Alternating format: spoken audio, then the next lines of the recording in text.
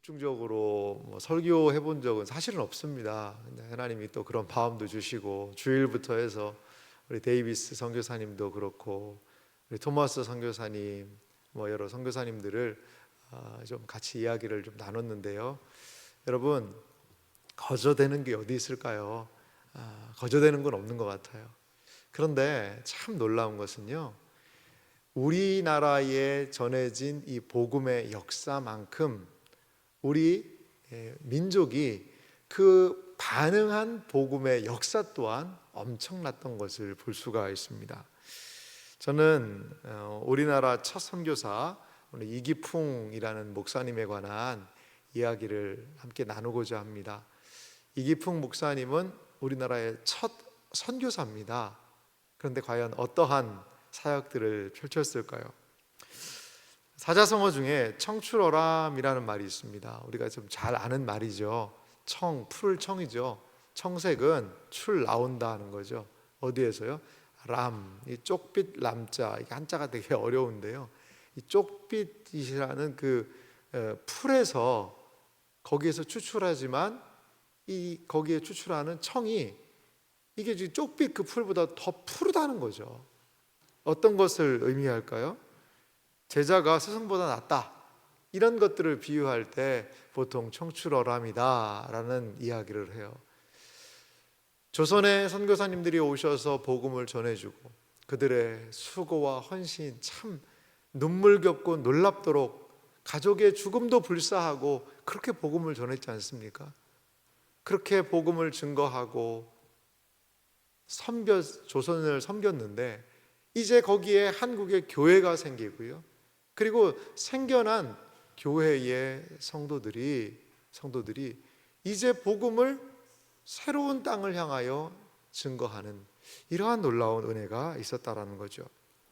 오늘 마태복음 4장 15절 16절 말씀을 좀 보면은요, 오늘 마태복음 본문 말씀을 보면 예수님께서 세례를 받고 시험에서 돌아오신 이후에 어떻게 보면 가버나움에서 한 첫 설교라고 할 수 있어요. 그런데 예수님은 예수님의 사역을 어떻게 스스로 인식하셨느냐? 스불론 땅과 납달리 땅과 요단강 저편 해변길과 이방의 갈릴리요. 아니, 우리가 생각할 때는 갈릴리가 왜 이방이지? 이렇게도 생각할 수 있습니다. 약간 경계 지역 그런 부분이 개념이 좀 있는 것 같아요. 그리고 그쪽 지역에 사실 유대인들은 돼지고기 안 먹거든요. 근데 거기에서 우리가 알지만 거라사인 쪽에 광인이 막 그 사람이 온전하게 되자 그 돼지가 막 비탈에 내리달아서 죽는 일들이 있거든요. 돼지를 친다는 것은요, 그 이방 사람들이 하는 겁니다. 유대인들은요 돼지 안 먹어요. 그런 부분들도 우리가 좀 볼 수가 있거든요. 이렇게 그 어둠에 놓여있던 지역에 무엇이요? 복음의 역사가 비치는 것을 볼 수가 있습니다. 그래서 16절은 이렇게 말하죠. 흑암에 앉은 백성이 큰 빛을 보았고 사망의 땅과 그늘에 앉은 자들에게 빛이 어떠다 하였느니라. 이 말씀이죠. 흑암에 앉은 백성들이 큰 빛을 보았다. 사망의 땅, 그늘에 앉은 자에게 빛이 비추었다. 이게 바로 예수님께서 오셔서 행하신 놀라운 사역이고 복음이 증거되고 복음이 전파되는 곳에 일어난 하나님의 위대하고 놀라운 사역들이라는 거죠. 그렇다면 이렇게 우리나라 복음의 불모지였던 조선 땅에 하나님이 빛을 비추셨는데 과연 선교사들을 통해 복음을 받은 우리나라가 어떻게 복음에 반응하게 되었을까? 이것을 우리는 한번 좀 생각해 볼 필요가 있습니다. 선교사들의 섬김과 수고 위에 우리나라 교회가 세워졌어요. 그 세워진 교회는 과연 어떻게 복음에 반응했을까요? 역사적인 사료에 의하면 1907년 한국 최초로 7인의 목사를 안수를 합니다. 우리나라가요, 그러니까 우리 한국 사람 목사님이 한국 땅에서 1907년에 세워지게 돼요. 참 이게 놀라운 은혜입니다. 그러면 1907년이면 우리가 알잖아요. 복음이 선교사님들이 들어오신 해가 몇 년이라고 그랬죠? 1885년이라고 보통 봅니다. 5년이라고. 그러면 1907년이면 한 몇 년 정도 지난 겁니까? 예? 22년 정도 지난 시간이거든요. 22년 정도, 20년 좀 지났는데 그 땅에 목사들이 생기기 시작했다는 거죠. 그리고 1908년 1월 달에 제주도로 선교사를 장대현 교회에서, 평양에 있는 교회입니다, 파송하게 돼요. 그 다음 사진 한번 좀 보시면요, 이 일곱 할아버지가요, 우리나라 최초의 1907년에 세워지신 목사님들이에요. 목사님이에요. 그 중에 길선주 목사님, 서경주 목사님, 이런 여러분들이 계시는데, 이분들은 다 선교사들과 함께 교회들을 세우는 일을 했어요. 그런데 거기에 이기풍이라는 목사님이 계세요. 근데 저분이 오늘 우리나라 최초의 선교사로 평양에서 어디로 가냐면 제주도로 갔던 선교사님이에요. 이제 7명이 목사 안수를 받았어요. 여러분, 이분들이 얼마나 뜨거울까요, 가슴이. 한국 최초의 목사가 된 거예요, 이제. 얼마나 이 속에서, 이제 서양 선교사님들만 목사님이었는데 한국 최초의 목사가 됐으니 얼마나 속에서 불이 끓어오르겠어요. 이들이 목사 안수를 받을 때 사무엘 마펫이라는 선교사님이 설교를 하셨거든요. 설교를 하셨는데 그런 도전을 하셨던 것 같아요. 이제 이 조선 땅에, 이 조국에 복음이 증거됐는데 아직도 복음의 불모지가 있다 이거죠. 거기가 어디냐? 제주도라는 거예요. 제주도는 그 당시도 탐나국이라고 그랬대요. 탐나국. 그러니까 지금이야 큰 배들이 왔다 갔다 하지만, 아니 그 당시에, 여러분, 구한말 이런 시기에 무슨 큰 배가 있었겠어요. 그러니까 제주도에 그냥 그 조그만 배를 타고 가다 보면 그 제주도 물살이, 그 추자도 부근 거기는요, 바람이 안 불어도요 물살이 너무 세다는 거죠. 거리도 길고. 그래서 제주도까지 가는 게 정말 너무나도 힘들었대요. 역사적인 사례를 보면요, 제주도로 발령이 나면, 이제 관리들도 제주도로 발령이 날 거 아니에요. 제주도로 발령 나면요 차라리 도망가 버렸대요. 거기 제주도로 아이고 가다가 내가 죽는다고 안 간다고 그랬다는 거죠. 그만큼 제주도는 복음의 불모지였습니다. 그리고 선교사님들이 그쪽에 갔다는 기록이 약간 있지만 미미했어요.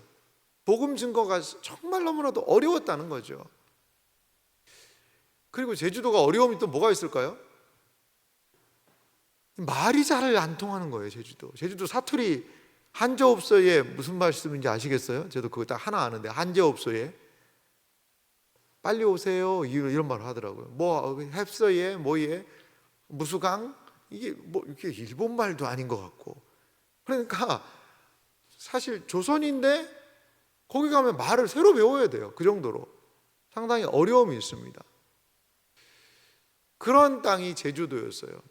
그래서 그런 이기풍 선교사님이 이제 처음 목사가 되고 그런 좀 뜨거운 마음이 좀 있었던 것 같아요.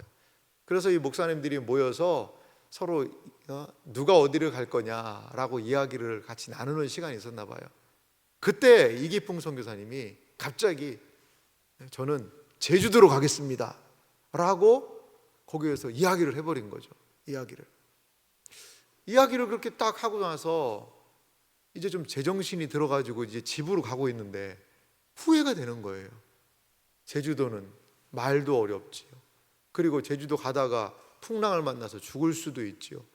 너무나도 힘들고 어려운데 내가 제주도로 간다고 이게 잘못 말한 게 아닌가?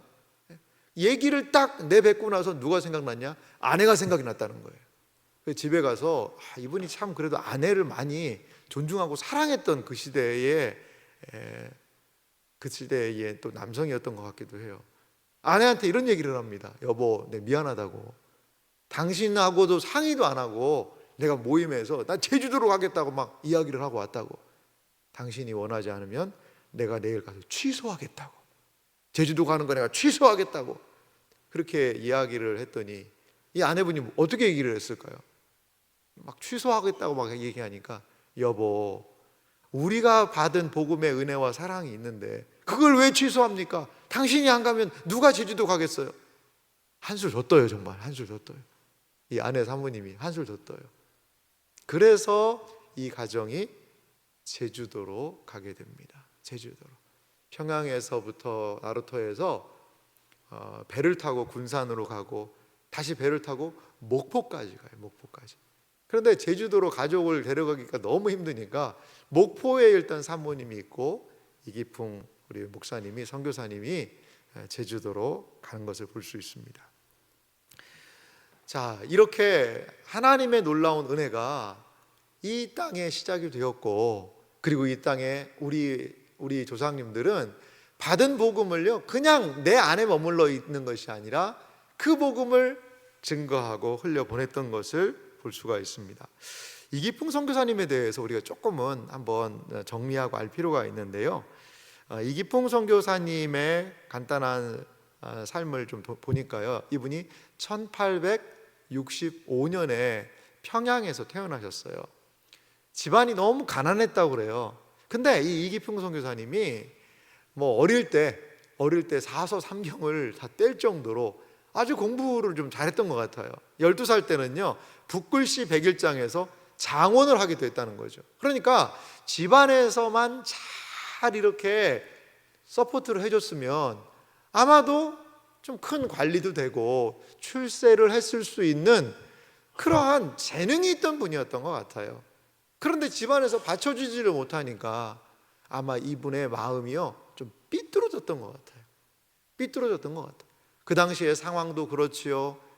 이 신세 한탄도 되기도 하지요. 그러니까 술을 마시고 폭력을 행사하고 그러한 삶을 살았던 것을 볼 수가 있습니다. 허송세월을 보냈죠. 그러다가 어떤 일이 벌어졌냐면 1890년에 마포 삼열 사무엘 마펫 선교사님이 평양에 복음을 전하러 왔어요.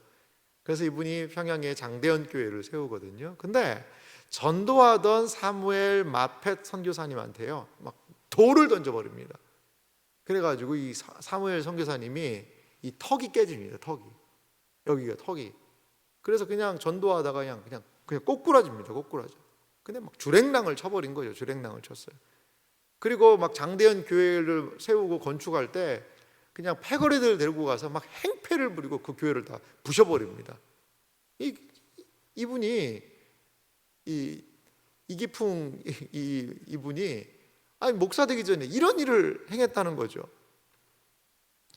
그랬는데 이 선교사님의 턱을 깨는 이런 일을 하고, 그러니까 마음에 계속 그게 생각이 났다는 거예요. 이게 내가 좀 잘못한 것 같다. 이게 잊혀지지가 않았다는 거죠. 잊혀지지가 않았다는 거예요. 그래서 그 마음에 막 좀 그 무거운 짐을 지고 그분이 좀 살았던 것 같아요.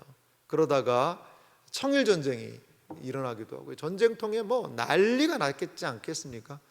그러면서 이분도 다른 지역으로 갔는데 거기에서 이분이요 고민 속에 있었을 때 한 꿈을 꿨다고 그래요. 꿈을 꿨다고 그래요. 꿈에 어떤 이렇게 가시로 된 관을 쓴 사람이 꿈에 이렇게 나오더니 기풍아, 네가 왜 나를 박해하느냐? 너는 나의 증인이 될 사람이다. 이런 너무나도 생생한 꿈을 이분이 꿨다고 그래요.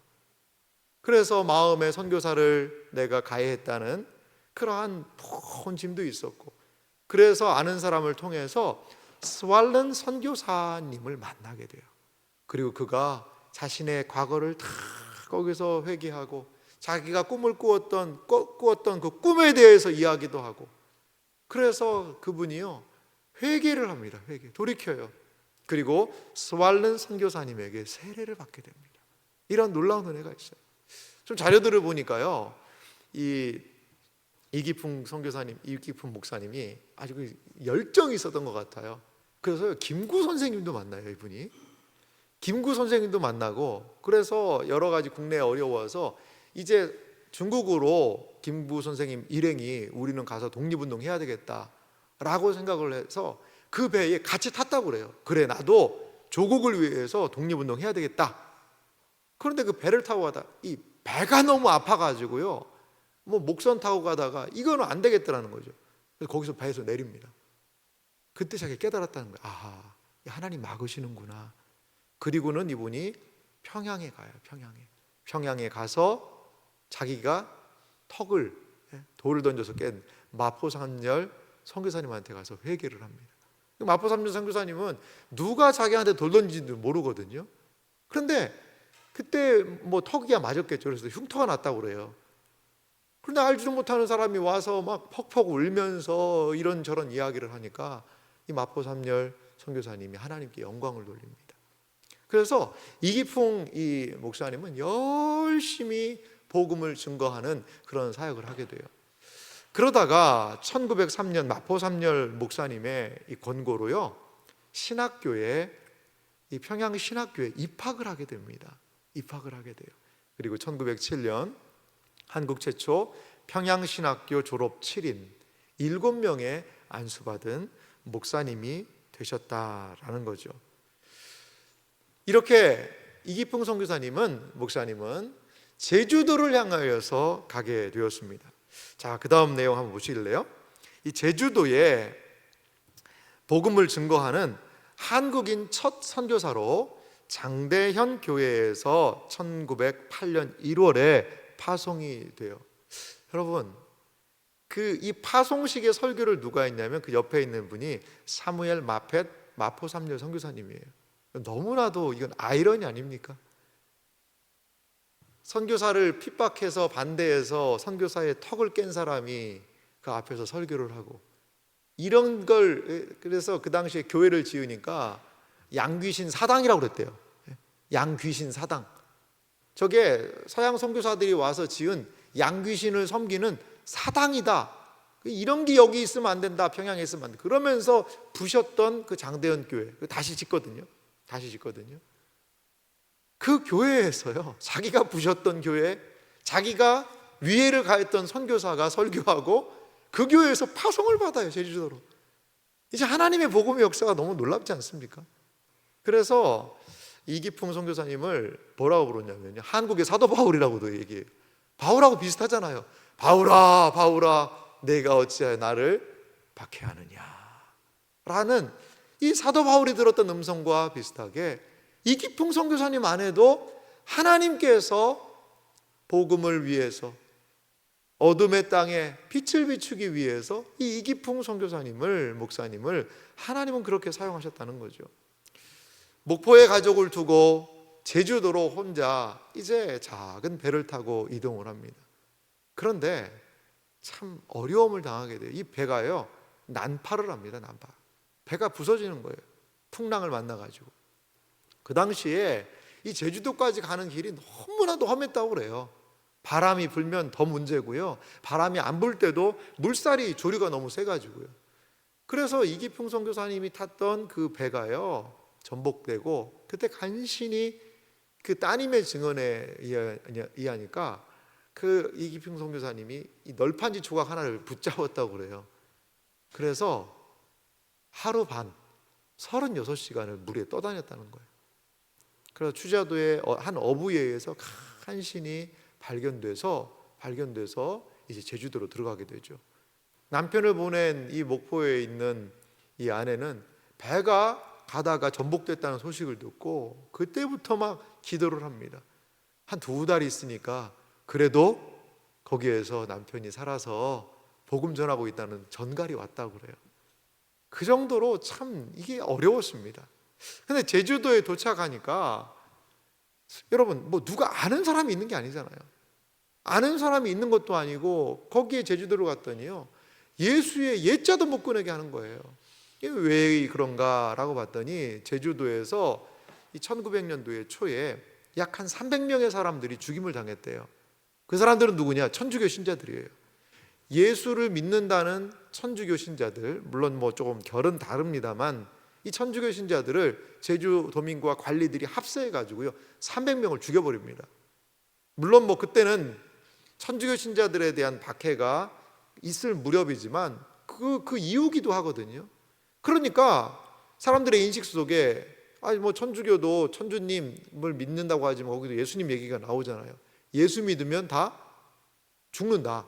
이러한 사고가 있으니까요. 이기풍 우리 선교사님이 가서 예수님에 대해서 복음을 전해도 듣지를 않는 거죠. 왜? 죽을까 봐. 똑같이 죽을까 봐 말이죠. 그러니까 이게 뭐가 안 되는 거죠. 그리고 사람들이 상종을 안 해주는 거예요. 상종을. 그래가지고 뭐 먹을 것도 없잖아요. 예수를 전한다고 그러니까 다 피하고.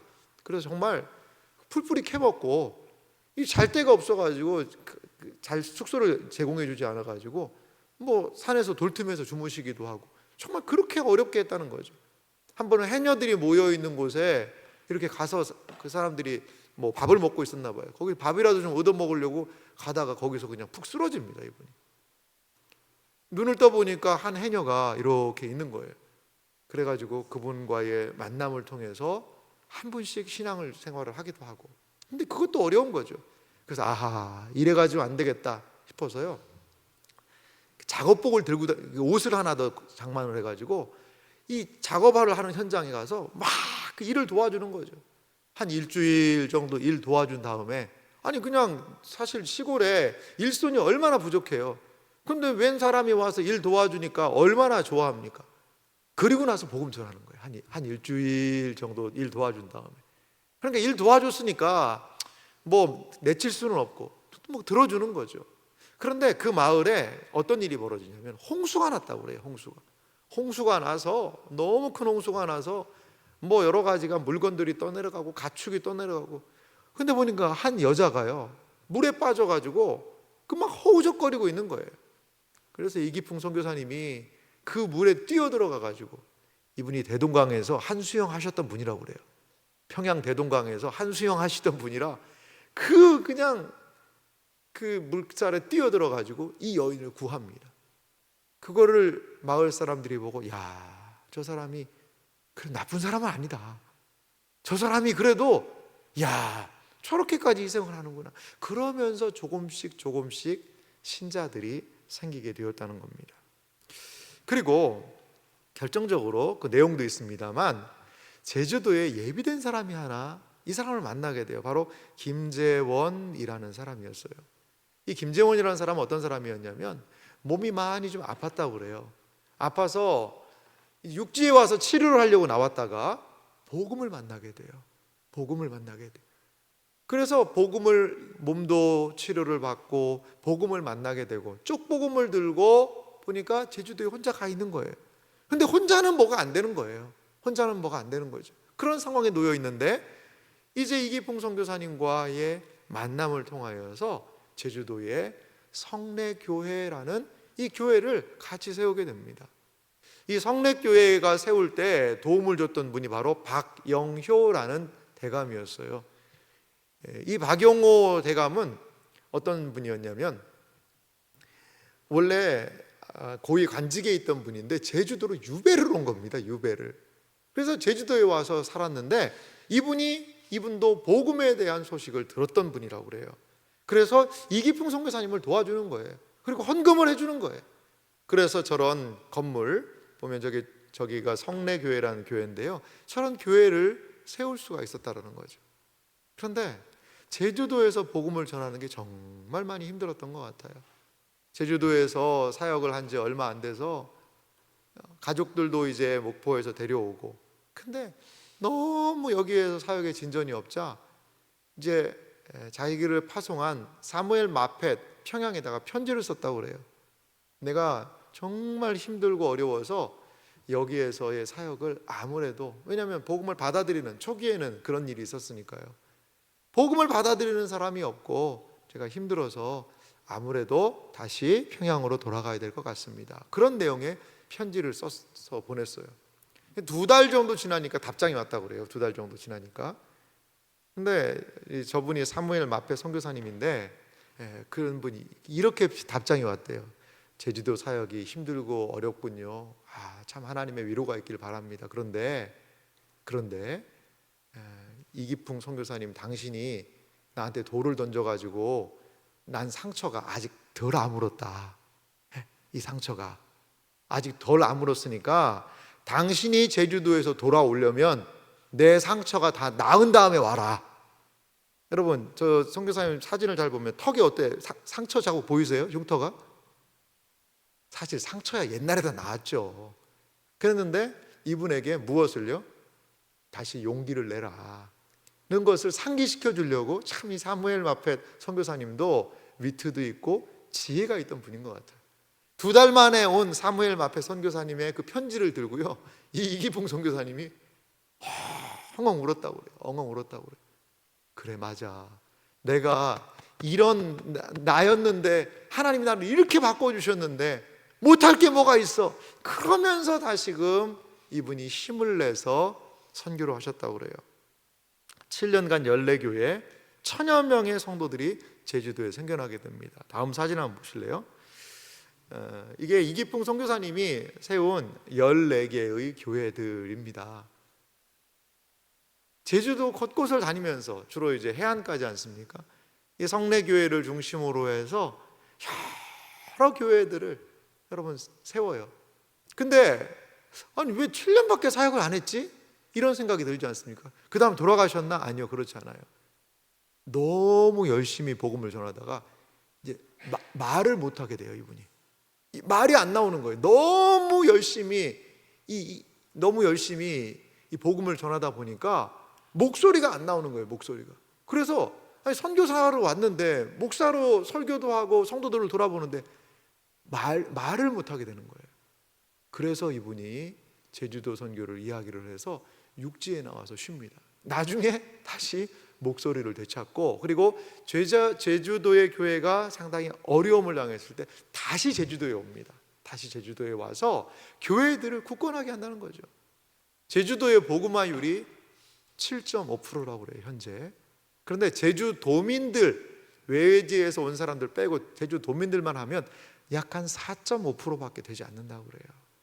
그런데 그래도 이 제주도가 한번 하나님의 복음의 역사에 반응하고 믿음을 받아들이게 된 데에는 이기풍 선교사님의 이 놀라운 사역이 정말 불굴의 의지를 가지고 사역하거든요. 이 선교 사역하는 걸 보면 제주도 사람들이요, 좀 이게 예전에는 그런 일이 좀 있었겠습니다만, 이 뱀이 집을 좀 지켜준다는 그런 생각이, 저도 어릴 때 보니까 시골에 그런 게 있더라고요. 그러니까 막 부엌에 이렇게 뱀이 있어도 그걸 뱀을 가만히 두고 집 지켜준다고 그러는 거죠. 그리고 심지어는 그 뱀한테 이렇게 아이를 바치기도 하는 그런 일이 있었던 것 같아요. 그러니까 이기풍 선교사님이 정말 뱀을 만나는 대로 잡아서 죽이고 이런 일들도 하고, 그러니까 계속 그 사회에서 복음을 증거하기 위해서 정말 부단히 몸을 바쳐서 정말 사역을 하신 거거든요. 그 이후에 이기풍 선교사님은 이제 와서 회복을 하신 이후에 계속 여러 사역들을 하고, 이분이 너무나도 덕망이 있고 또 열심히 사역을 하셔서 나중에는요, 우리 교단에, 우리 처음에 이 교단에 나중에 총회장까지 하세요. 그럼 총회장 되면 이제 목에 힘도 있고 내가 이렇게 하겠지만, 이분은 그러지 않으셨던 것 같아요. 은퇴할 나이에 도서벽지로 또한 복음을 증거하러 가셨던 것을 볼 수가 있어요. 이기풍 목사님이 어디서 순교를 하셨냐면 여수의 금오도라는 섬이 있어요. 이 섬에서 마지막까지 목회를 하시는데요, 여수 금오도 우황리 교회에서 마지막 이제 복음을 전하시는 거죠. 여러분, 어떻게 보면 영향도 있고 그때 당시에 근 70이 가까운 그런 고령이셨다고 그래요. 그런데 그 교회에 사역자가 없다라는 이야기를 듣고 그 교회에 가서 거기서 복음을 이분이 증거하시는 거죠. 근데 일제가요, 그때 신사 참배를 강요합니다. 앞으로 예배 드릴 때 모든 교회는 신사에 참배를 하고 예배를 드려라. 그러자 이 이기풍 선교사님이, 목사님이 절대 신사는 참배할 수 없다, 어떻게 하나님을 섬겨야 되는 예배에서 신사에게 절을 하고 예배를 드리란 말이냐? 그걸 반대합니다. 그래서 광주교도소로 한 14명의 신사 참배하는 목사들이 투옥이 됩니다. 그 중에서 이기풍 목사님이 가장 고령이었어요. 연장자였어요. 그러니까 나이도 이제 얼마 많이 됐는데 여기 사인하고 나가고 해라 라고 해도 끝까지 거기에서 신사 참배에 반대를 하십니다. 한 4년 정도 옥고를 치르셨다고 그래요. 그리고 1942년도에 이제 너무나도 몸이 많이 아프니까 아하, 이러다가 이 감옥에서 죽으면 또 문제가 발생할 수 있겠구나. 그래서 병보석으로 그냥 감옥에서 내보냅니다. 그런데 거의 몸이 만신창이가 되신 거죠. 그런데 이분이 몸이 다 회복하지도 않았는데 성도들을 모아놓고 교회에서 설교를 하고 성찬식을 집례했다고 그래요. 성도들을 모아놓고 하시는 말이, 여러분, 절대로 주님의 몸과 연합한 우리는 신사 참배하면 안 됩니다. 신사 참배하면 안 됩니다. 그 말씀을 남기셨다고 그럽니다. 그리고 회복하지 못하시고 1942년 6월 20일 75세의 나이로 우리 이기풍 선교사님은, 목사님은 천국에 입성하셨다고 그래요. 그 다음 사진은 마지막 사역하셨던 우황리 여수에 있는 우황리 교회가 이렇게 참 그 당시에 아름답게 지어졌고, 거기에 성도들이 이 신앙을 본받았고, 지금도 제가 자료를 찾아보니까 이 여수 금오도 우황리 교회 옆에 이기풍 선교사님에 대한 순교를 기념하는 그런 또 건물을 만들어서 복음을 순교한 이 선교사님에 대한, 목사님에 대한 내용을 사람들에게 알리는 것을 볼 수가 있었습니다. 사랑하는 성도 여러분, 우리가 복음을 받아들였잖아요. 근데 거기에 우리의 신앙의 선배들은 머물러 있지 않았다라는 거죠. 이제 그 받은 복음을 더 복음을 알지 못하는 분들에게 증거했고요. 이제 이기풍 목사님을 필두로 해서 일제시대 때 수많은 믿음의 사람들이 일어나서 우리나라 이 조국교회의 신앙을 굳건하게 합니다.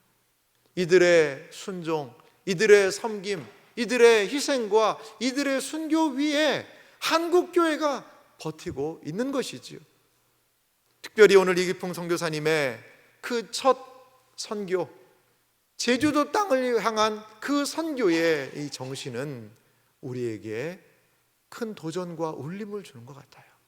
하나님이 원하시는 길이라면, 하나님이 뜻하시는 길이라면 목숨을 내어놓고라도 가서 열심을 다하여 충성을 다하여 그 모진 환경과 박해와 질시 속에서도 끝까지 복음을 전했던 우리 선배님들의, 먼저 믿은 신앙의 선배님들의 모습은 우리 한국교회의 영적인 자산이자 우리에게 큰 도전을 주고 있습니다. 교회는 어두운 곳에 빛을 전하는 사명, 그 사명이 교회의 존재의 목적이라고 저는 생각이 들어요. 우리가 단기 선교 30여 명이나 되는 많은 분들을 세계의 나라로 이제 보내게 되는데요, 비록 짧은 시간입니다.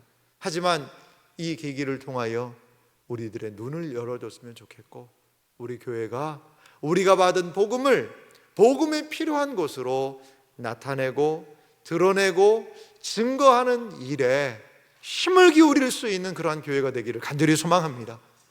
그래서 우리가 받은 사명, 우리가 받은 사랑, 우리가 선교사님들을 통하여 받았던 그 놀라운 은혜, 그리고 우리의 신앙의 선조들이 반응하며 나아갔던 그 복음의 놀라운 역사에 우리가 동참할 때에 우리는 한국교회 선교의 토대 위에서 그 연장선상에서 사역하는 교회가 될 수 있을 줄 믿습니다. 선교를 통하여 하나님의 이 놀라운 선명한 은혜의 역사가 우리를 통해 어두운 흑암의 땅에 복음의 역사가 증거되는 일들이 있기를 주님의 이름으로 축원합니다.